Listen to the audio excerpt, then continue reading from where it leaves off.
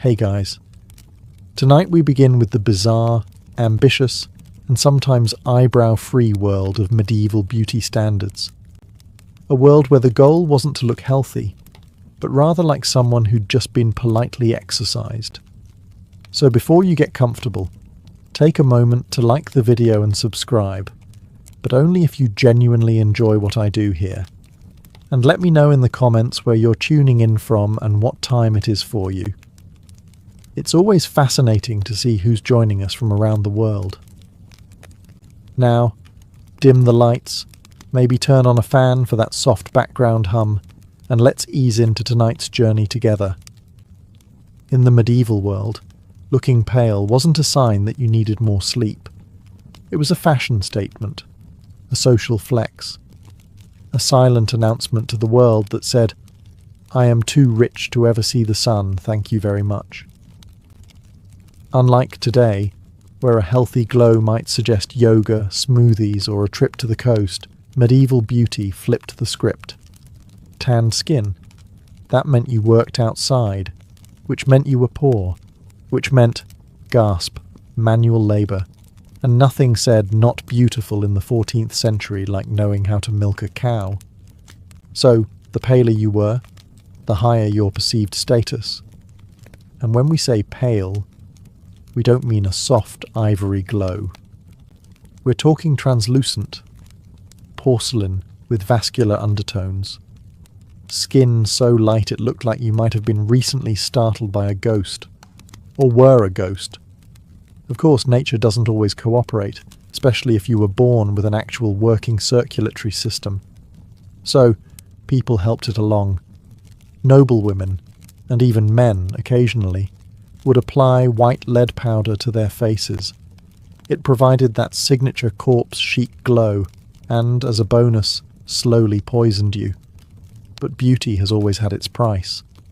Some would use vinegar-soaked cloths to bleach their skin.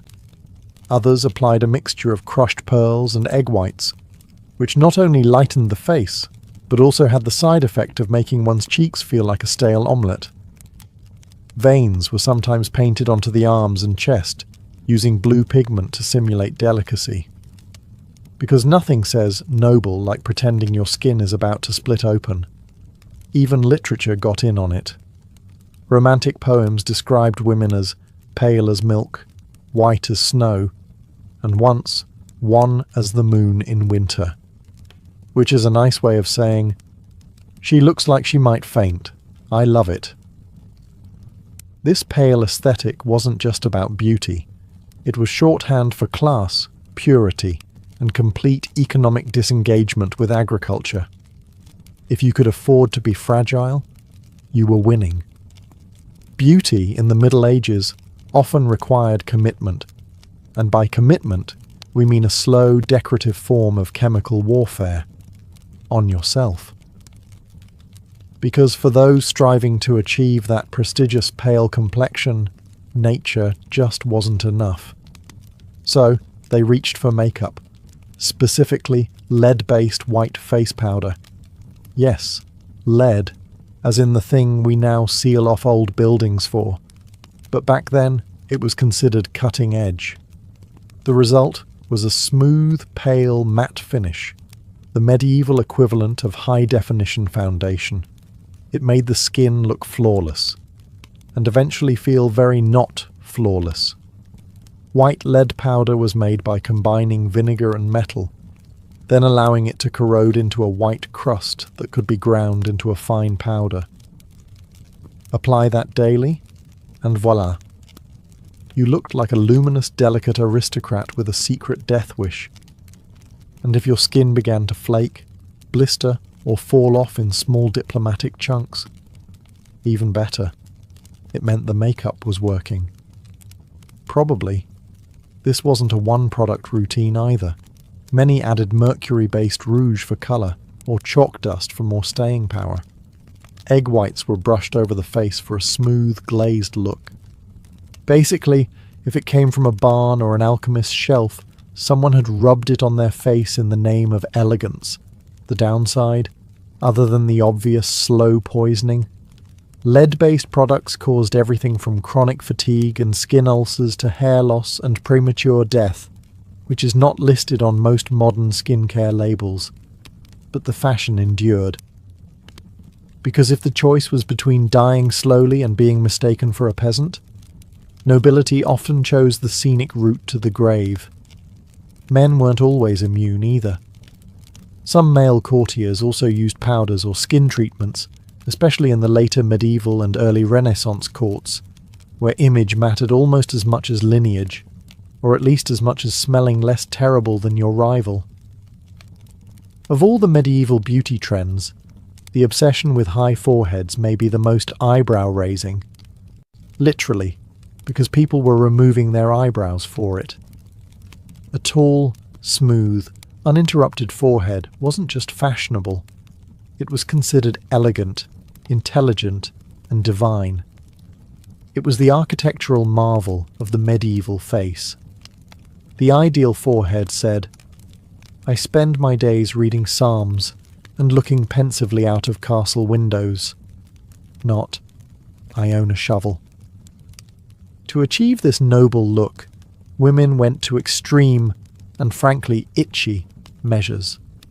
Eyebrows were plucked out completely, and sometimes even scalp hair was removed, inch by inch, to push the hairline further back. This wasn't a trim. This was a full-on forehead expansion project.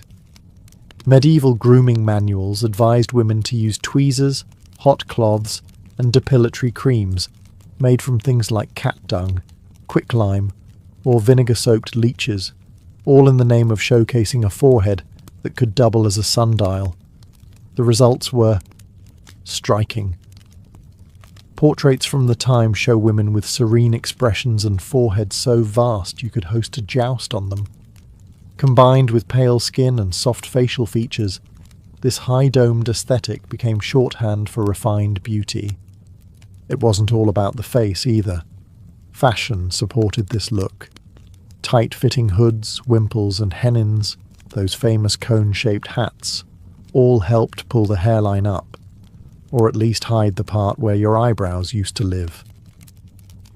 And this wasn't just some isolated castle trend. From England to France to Italy, noble women leaned into the high forehead style, while artists and poets reinforced it by praising women whose faces began somewhere near the crown of the head.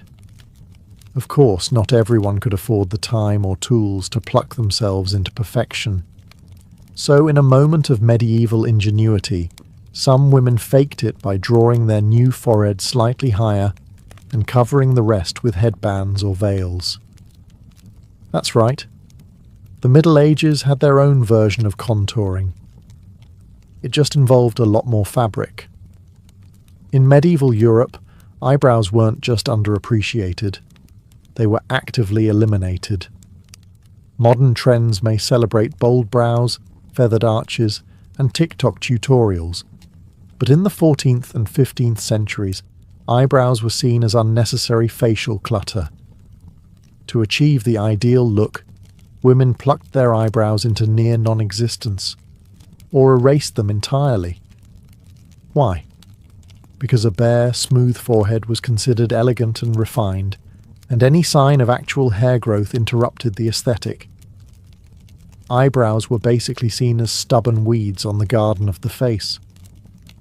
Some went even further and shaved the brow area completely, ensuring that not a single strand interfered with their alabaster, high-domed glory.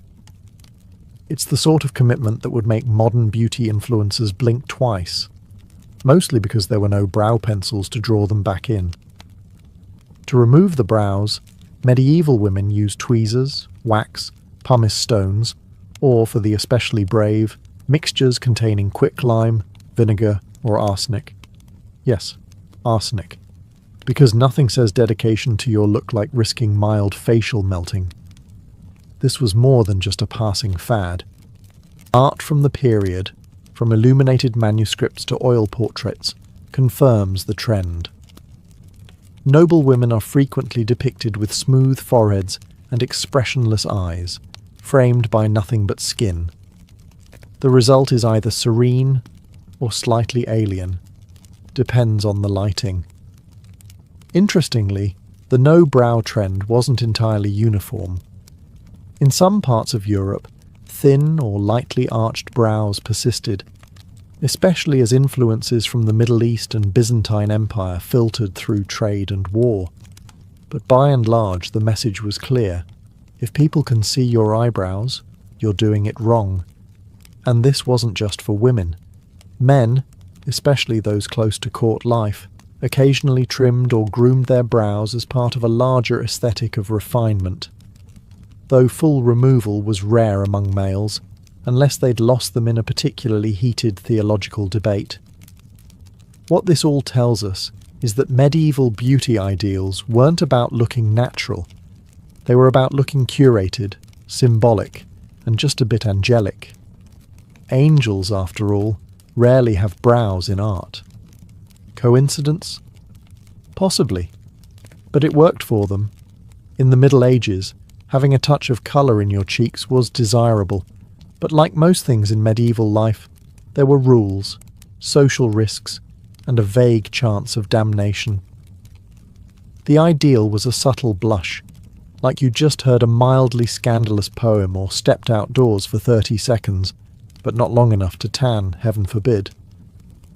A gentle rose hue on the cheeks suggested youth, fertility, and general survival, all things that were considered attractive, particularly if you could maintain them past the age of 28. But you couldn't look like you were trying. Applying rouge was considered vain, and vanity was suspiciously close to sin. The church was not amused by women smearing colour on their faces, unless, of course, they were nobility, or doing it humbly, which is a theological grey area scholars are still trying to define. Still, women improvised. Common blush ingredients included beetroot juice, crushed strawberries, mulberries, or even cochineal, a deep red pigment made from crushed insects. Yes, bugs, because beauty has never been kind. Some rubbed their cheeks to get that natural flush, while others used mixtures of red ochre or wine sediment, dabbed carefully to avoid detection by both clergy and judgmental neighbours. For the wealthy, rouge could be made from red lead or cinnabar, both of which were incredibly toxic. But the logic went something like, I may die young, but I'll die pink-cheeked and socially respected. Rouge was typically applied with cloth, fingers, or whatever tool was available that hadn't just been used to season a stew. Mirror access was limited, so many women relied on instinct, muscle memory, or the occasional honest maid. Of course, if your blush was too visible, you might be accused of imitating prostitutes, or worse, French courtiers. The horror. The goal was always modest enhancement, not theatrical statement. And if someone complimented your glow, you were expected to deny everything and mutter something about the wind. Even nuns occasionally wore a touch of rouge, discreetly, and supposedly only on feast days. Because nothing says, I serve the Lord, like a tasteful dab of beetroot behind the cloister. In medieval Europe, if your hair didn't look like it had been kissed by holy light or stolen from a Botticelli angel, you were already starting from behind. Blonde hair, in particular, was the medieval gold standard. It was associated with youth, beauty, virtue, and in case you needed divine backup. The Virgin Mary was frequently painted as a blonde, even though she was, geographically speaking, almost certainly not. But realism was less important than radiance. If you were born blonde, congratulations. You were considered blessed and probably got out of a few chores. But natural blondness didn't last, especially in adulthood. So, medieval women took matters into their own hands, and sometimes cauldrons. Homemade hair-lightening concoctions included saffron, chamomile, ash, honey, and lye, applied liberally, then left to bake under the sun in a method known as sunbasking. It worked best if you had the patience of a nun and the skin of a salamander. Some recipes also included urine, which was thought to help lift colour. Whose urine? That part was less regulated, but as long as it gave your hair that celestial shimmer, it was deemed worth it. Beauty is, and always has been, a little bit disgusting. Hair texture mattered too. Loose, long, wavy locks were the ideal, preferably cascading down your back like a divine curtain. But this luxury was reserved for unmarried women. Once married, your golden mane was to be hidden under veils, nets, and head wraps, because apparently the moment you said, "I do," your hair became a national security risk. For noble women, hair was often braided, twisted, or tucked into elaborate styles, especially when attending court or religious events. These hairstyles were frequently accessorized with silk ribbons, beads, or embroidery, just in case you needed to remind the room you didn't shear sheep for a living. Men weren't left out either. While not quite as judged, men with thick golden locks were often romanticized in poetry and art. Knights with flowing hair charging into battle were the medieval version of shampoo commercials. In medieval Europe, hair was a lot like money. If you had it, you didn't necessarily show it off, unless you were trying to get married. Then suddenly, it became a strategic asset. Unmarried women were encouraged to wear their hair long and loose as a symbol of purity and innocence, though not too loose, unless you were going for the ethereal forest maiden look, which was only socially acceptable if you were, say, an actual saint or being martyred. Otherwise, a gentle braid would suffice. But once married, your hair was immediately banished from public view. Congratulations, you now had a husband, and an obligation to wrap your locks tighter than a monastery's wine budget. Enter the world of veils, wimples, nets, and coifs, a medieval wardrobe of modesty that could make even the most radiant blonde disappear under 3 layers of beige linen. These coverings weren't just modest, they were practical. They protected hair from smoke, lice, and unsolicited compliments from troubadours. The most dedicated women layered their coverings. A coif, a close-fitting cap, might be worn under a veil, which could then be pinned beneath a wimple that wrapped under the chin. The effect? You looked like a pious, well-bundled sandwich, and that was the goal. But fashion is rarely satisfied with just function. As time went on, headwear got more elaborate. Nets were embroidered with gold thread. Veils were starched into geometric shapes. Some noblewomen wore silken cages for their braids, accessorized with jewels and tiny bells, because nothing says subtle beauty like jingling when you turn your head. In many cultures, concealed hair was tied to morality. A covered head was seen as modest and virtuous. Exposed hair on a married woman, however, could get you compared to a lady of the night, or worse, a French woman. Of course, some women rebelled. They would let a little curl slip out, or wear translucent veils that technically counted as covered, while still letting the world admire their carefully dyed strands. Medieval loopholes were alive and well. If medieval beauty had one unspoken rule, it was this: taller is nobler, and we're not talking about your legs. By the 15th century, women across Europe began embracing a fashion trend that quite literally elevated their appearance. The hennin. You know the one. Those towering, cone-shaped hats that look like they were designed by someone who spent too much time around church steeples. The hennin wasn't just headwear. It was a social ladder you wore. These hats could reach upwards of 2 feet, sometimes even more, especially among the French and Burgundian elite. The taller the hennin, the higher your status, and the more doors you smacked into on your way to dinner. Often made from fine silk, velvet, or brocade, hennins were structured with wire frames, giving them that dangerously aerodynamic shape. A sheer veil usually cascaded from the tip, adding movement, mystery, and a good chance of getting caught in candles. Now, getting your hair to fit under one of these things was an art in itself. Hair was braided and stuffed up into the cone, or sometimes completely shaved around the forehead real estate again, to help the hennin sit properly. Comfort was not part of the design brief, but hennins weren't the only vertical obsession. Some women wore heart-shaped escoffions, which looked like two croissants glued to either side of the head, or butterfly hennins, where veils were spread out like wings. Great for drama, not so much for rain. Outside of nobility, most women stuck with veils, linen caps, or circlets. Simpler, less dangerous, and less likely to be mistaken for a siege weapon.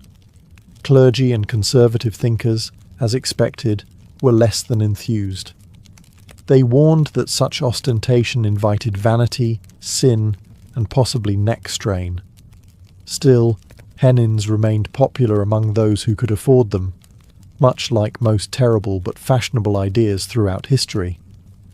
And while men didn't wear towering cones, they had their own style statements. Think feathered caps, fur-trimmed hoods, and pointy shoes that could double as fencing equipment. In medieval times, a woman's ideal body wasn't meant to be athletic, curvy or toned. No, the goal was to appear delicate, demure, and possibly recovering from a fainting spell. The ideal figure was slim, soft, and slightly ethereal, like someone who lived on honey water, courtly poems, and perhaps one fig a week. Beauty manuals didn't advise women to build strength or endurance. The only lifting expected of you was lifting your veil in a flirtatious gesture before swiftly looking away and maybe swooning. But this wasn't about looking sickly, at least not obviously. The sweet spot was somewhere between too weak to carry a bucket and still able to play the lute while sitting. A graceful, willowy figure was associated with nobility, because of course if you were working, you'd have broader shoulders, stronger arms, and the misfortune of muscle tone. The emphasis was on a narrow waist, soft curves, and a general air of spiritual exhaustion. Waistlines on dresses were often cinched just below the bust, an early version of the empire waist, to elongate the torso and give the illusion of height and fragility. And if that illusion needed help, tight lacing was available. Not quite corsets, those came later, but tightly bound kirtles and surcoats did the job just fine. Being too thin, however, wasn't the goal either. In times of famine or plague, being very thin was a red flag, as in, that person might be actively dying. A small hint of roundness, particularly in the face or hips, was considered healthy and fertile. Basically, if you looked like you could survive winter and still be poetic, you were in the sweet spot. Diet advice from the time wasn't exactly balanced. Beauty manuals recommended things like eating fennel for digestion, rose petals for breath, and drinking wine to improve complexion. Protein? Only if it had a feather still attached. Men, on the other hand, were allowed to have more substance. Broad shoulders, strong legs, and the ability to carry a sword without toppling over. But even then, nobility preferred a lean frame with refined posture, not brute strength. In the Middle Ages, a woman's eyes were her silent power, the medieval version of sending a flirty emoji, only with more spiritual implications and slightly less blinking. The ideal medieval eyes were large, clear, and soulful, the kind that seemed to whisper, "I'm full of virtue," and maybe just a hint of melancholy. Think of eyes that looked as if they had personally witnessed the fall of man and were still politely recovering. Poets of the period couldn't get enough of them. They described eyes as luminous orbs, dewdrops of heaven, or pools of pure devotion. What they rarely said was bloodshot, allergy-ridden, or I was up all night churning butter. Light-coloured eyes, blue or grey, were often idealized in Northern Europe, associated with innocence, purity, and the general assumption that you hadn't seen too many disturbing things, or at least pretended not to. In Southern Europe, darker eyes were admired too, especially if they came paired with a noble lineage and a good dowry. Enhancing the eyes was challenging. There were no medieval eyeliner pens, just charcoal, soot, and optimism. Some women dabbed a little black powder around the lashes to make the eyes look bigger, risking irritation, blurry vision, or starting the world's first accidental smoky eye. But most women relied on nature and strategic lighting. Want to look more wide-eyed? Stand near a candle? Want to look virtuous? Look downward at all times, even if you trip over the cat. Interestingly, slightly teary eyes were admired.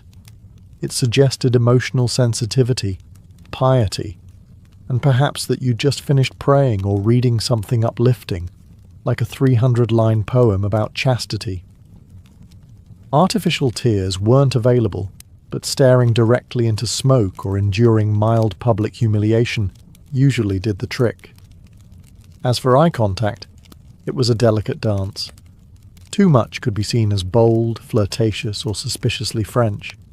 Too little, and you risked seeming shifty or possessed. The trick was to occasionally glance up from beneath lowered lids, like someone who'd memorized the Bible but wasn't about to brag. Let's talk about something rarely mentioned in medieval love poetry: breath. Specifically, what it smelled like. While a knight might wax lyrical about his lady's rosebud lips or pearl-like teeth, he usually skipped over what happened when those lips opened. That's because medieval dental hygiene was, at best, an aspirational concept, and minty freshness wasn't invented yet. Unless you count standing near a herb garden and hoping for the best. Still, fresh breath was technically considered desirable. A gentle, sweet-smelling mouth hinted at youth, health, and that you probably hadn't eaten garlic and eels for breakfast, though, statistically, you had. Medieval women did what they could. They chewed parsley, fennel seeds, cloves, cinnamon sticks, and occasionally twigs, not just for the taste, but to keep the mouth tolerable. Think of it as the pre-mint version of gum. It didn't sparkle your teeth, but it made you slightly more kissable, or at least less terrifying in close conversation. For those with access to apothecaries, there were also herbal pastes and mouth rinses made from sage, vinegar, and myrrh. These were applied sparingly, both because they were expensive and because opening your mouth too wide in public was considered a bit much. Toothbrushing, as we know it, wasn't standard. Instead, people wiped their teeth with cloth, rubbed them with chalk or crushed herbs, or used chew sticks, small fibrous twigs that could scrub and double as something to fidget with while your suitor recited bad poetry. And while halitosis wasn't exactly romantic, it wasn't considered shocking either. After all, everyone had bad breath to some degree, and they all had bigger problems, like surviving winter or avoiding being burned as a heretic. For noblewomen, the trick was to minimize offense while maintaining grace. Conversations took place at arm's length. Public affection was limited, and when in doubt, fan yourself and look contemplative. Bonus points if you carried a small pomander, a scented orb filled with herbs, to wave gently in your own direction as needed. In modern times, a great smile can launch 1,000 dating apps.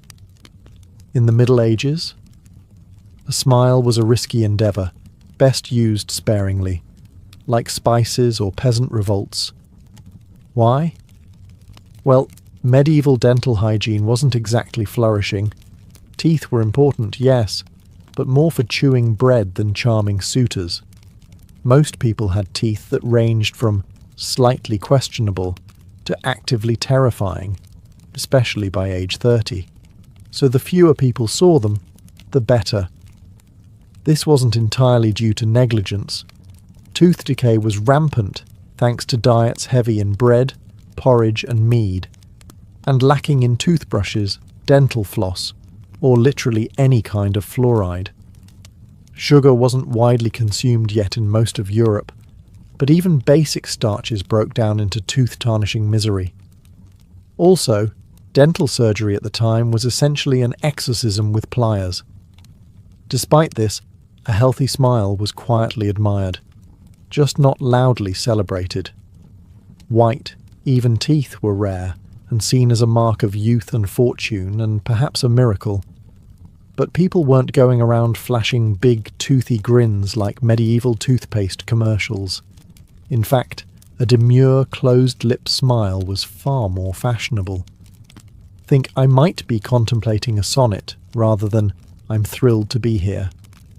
Some women even used powders made of sage, salt or ground-up coral to try and clean or whiten their teeth. These methods were mildly effective and mostly abrasive. Imagine brushing with sand and hoping for the best. But overall, teeth were tolerated, not flaunted. Medieval art, for instance, almost never depicts open-mouthed smiles.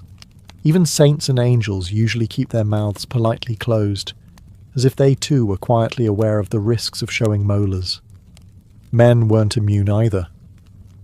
A knight might win the heart of a lady with his bravery and chiselled jawline, but no ballad ever included the line, "His bicuspids gleamed like ivory."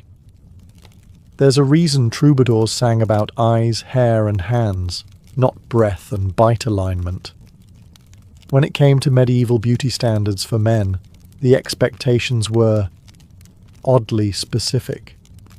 You didn't need to be chiselled like a Greek statue, but you also couldn't look like you'd just fallen off a hay cart. The sweet spot was somewhere between ready to joust and could write a poem about jousting without actually doing it. The ideal man was tall, lean, broad-shouldered, and, very importantly, nobly unbothered. Not overly muscular, that suggested labour, but not soft either. That suggested laziness or too much mead. You wanted to look like you could swing a sword, but only if the squire was busy. A defined jawline, high cheekbones, and a straight nose were all considered attractive. Think, prince in an illuminated manuscript, rather than village strongman. A well-groomed beard or a smooth, clean-shaven face was acceptable, depending on the region and era. But either way, it needed to look intentional, not like you'd been lost in the woods for a week. Hair was typically shoulder-length and styled, especially for noblemen. Curls were in fashion in many courts, especially if they occurred naturally or looked like they did. Some men even used curling irons. Yes, really, small heated rods, or herbal rinses to enhance texture and shine. Because nothing says I'm above manual labour, like sitting for 45 minutes while your page boy styles your fringe. Clothing played a huge role in enhancing the male silhouette. Padded shoulders, cinched waists, and fitted tunics helped create the ideal body shape, with extra emphasis on posture. A nobleman did not slouch. He glided, often with a hint of disdain. And if a man did happen to be naturally muscular, that was fine, as long as he wasn't caught actually working with those muscles. Fighting in wars was acceptable, hauling barrels was not. Above all, the look was effortless. You weren't supposed to try to be attractive. You were simply born noble, and that alone made you appealing. A kind of medieval version of hot without trying, except instead of a gym membership, you inherited land and a falcon. In an era where bathing was technically optional and plumbing was mostly a dream with a Latin name, scent management became an art form. And not the glamorous, walk through a cloud of Chanel No. 5 kind of art, more the mask it and pray variety. To be fair, people did bathe, just not as often as we'd hope, especially depending on the century, location and plague frequency. So to keep from offending nostrils, human and divine, medieval men and women turned to the olfactory power of herbs, oils, and perfume pouches. Let's begin with the pomander, a small, hollow ball made of metal, worn on a chain or pinned to clothing, and filled with strongly scented herbs like cloves, rosemary, cinnamon, sage, and occasionally something ominously labelled powder of roses. These weren't just for elegance, they were portable smell shields. Think of them as the medieval version of walking around with a Febreze grenade. The nobility also favoured perfumed gloves, handkerchiefs, and even scented combs. Everything was fair game for aroma enhancement, including hair, which was sometimes doused with floral waters or vinegar infusions that smelled slightly better than sweat and desperation. Speaking of sweat, yes, people absolutely sweated. Medieval garments were heavy, summers were hot, and deodorant was still several centuries away from reinventing armpits. The solution? Layers of linen, which absorbed sweat and could be washed more frequently than the woolen or silk outer garments. Some added herbal sachets to their underlayers, hoping to combat odour with fragrant optimism. Bathhouses were a thing, especially during the early medieval and late medieval periods, but access varied wildly. The church eventually frowned upon communal nudity, which really put a damper on hygiene enthusiasm. So, many turned to dry bathing, which is exactly as unrefreshing as it sounds. Wiping yourself with a cloth, then spritzing on scented water and pretending that counted. And then there were the overachievers, people who kept flower petals in their shoes or stuffed herbs in their bed linens to smell vaguely like someone who had recently seen a garden. In medieval Europe, beauty wasn't just skin deep, it was morally loaded. A well-composed face could be a divine blessing, a social weapon, or a trap set by the devil himself. Sometimes all three before breakfast. To be beautiful was to walk a very fine line.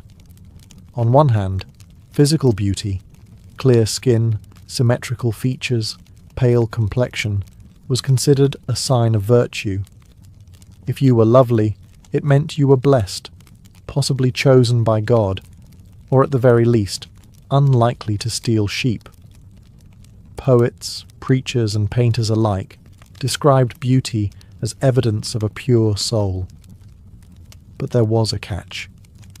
If you knew you were beautiful, or worse, if you used that beauty to your advantage, you immediately became suspect.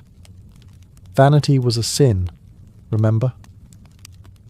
And showing too much interest in one's appearance hinted at pride, seduction, or worst of all, French tendencies. Medieval sermons warned that women's beauty could tempt men into sin, which of course was entirely the woman's fault. Eve set a precedent, and medieval Europe ran with it for a solid 1,000 years.